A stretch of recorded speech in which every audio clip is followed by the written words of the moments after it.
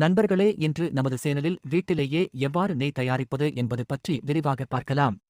பசுமாட்டுப்பால் 1/2 லிட்டரை நன்றாக காய்ச்சி சூடு ஆறியதும் அல்லது வெதுவெதுப்பாக இருக்கும் போது வீடியோவில் உள்ளது போன்று உரை ஊற்ற வேண்டும்.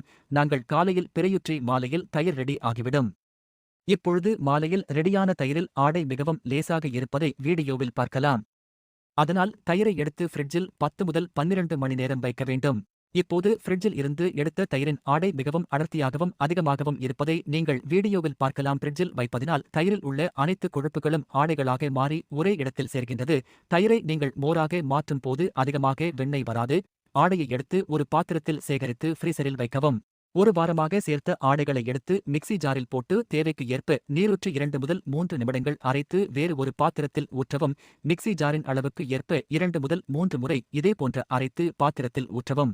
பிறகு தேவைக்கு ஏற்ப நீர் சேர்த்து வீடியோவில் உள்ளது போன்று வட்ட வடிவமாக பாத்திரத்தை சுழற்ற வேண்டும்.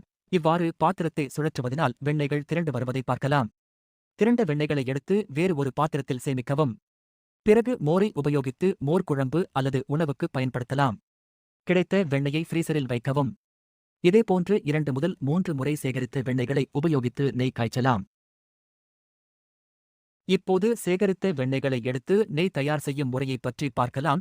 வீடியோவில் உள்ளது போன்று அகலமான மற்றும் உயரமான பாத்திரங்களை உபயோகிக்க வேண்டும். நெய் காய்ச்சும் போது பொங்கி வரும், அதனால் உயரமான பாத்திரத்தை உபயோகப்படுத்துவது மிகவும் முக்கியம். வீடியோ பிடித்திருந்தால் சப்ஸ்கிரைப் த சேனல்.